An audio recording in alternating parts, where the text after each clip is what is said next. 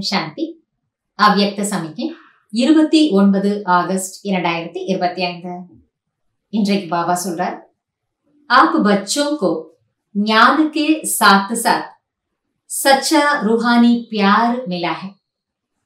குழந்தைகளான உங்களுக்கு ஞானத்தோடு கூடவே உண்மையான ஆன்மீக அன்பு கிடைத்திருக்கிறது. அது யார்கிட்ட இருந்து கிடைச்சிருக்கு? சாட்சாத் பரமாத்மாவான அப்பாவிடமிருந்தே கிடைச்சிருக்கு.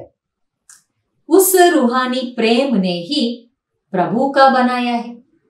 அந்த ஆன்மீக அன்புதான் நம்மை பிரபுவின் குழந்தைகளாக, அவருடைய குழந்தைகளாக, அவருக்கு சொந்தமானவர்களாக ஆக்கியுள்ளது. அந்த ஆன்மீக அன்புதான் குழந்தைகளான நம்மை பிரபுவுக்கே சொந்தமானவர்களாக ஆக்கியுள்ளது. हर बच्चे को डबल प्यार मिलता है, एक बाप का, दूसरा देवी परिवार का. அது மட்டும் இல்ல, இங்க இந்த ஆன்மீக வித்யாலயத்துல ஒவ்வொரு குழந்தைக்கும் இரட்டை அன்பு கிடைக்கின்றது.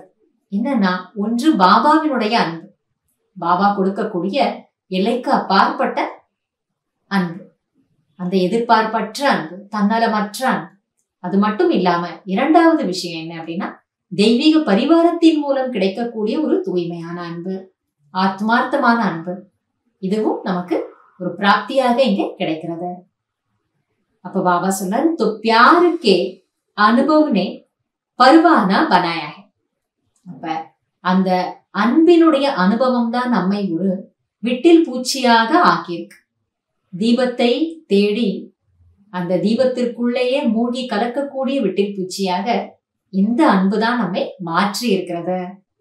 பாபா சொல்றார், प्यार ही चुंबक का काम करता है, फिर सुनने व मरने के लिए भी तैयार हो जाते.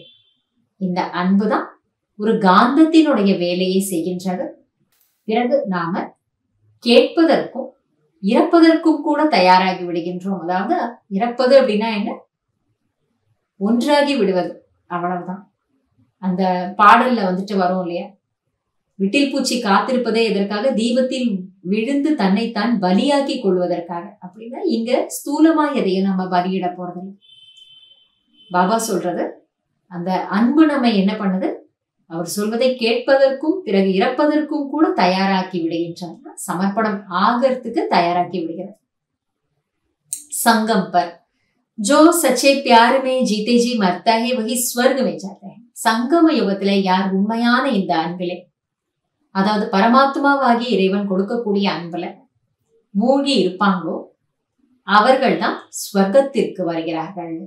இந்த ஆன்மீக அன்பை பரமாத்மா கிட்ட மட்டும் இல்லாம தெய்வீக ஈஸ்வரிய பரிவாரத்திடமும் அனுபவம் செய்யக்கூடிய ஆத்மாக்கள் தான் ஸ்வர்க்கத்திற்கு வருகிறார்கள், அல்லது வருவதற்கு தகுதி பெறுகின்றார்கள். அதனால நாம தான் அப்பேற்பட்ட இரட்டை அன்பை பெறுவதற்கு தகுதியான ஆத்மாவாக தேர்ந்தெடுக்கப்பட்டிருக்கோம். அந்த நம்முடைய பாக்கியத்தை நாம நினைச்சு பார்த்து பாபாவுக்கு நன்றி சொல்வோம். நன்றி பாபா. ஓம் சாந்தி.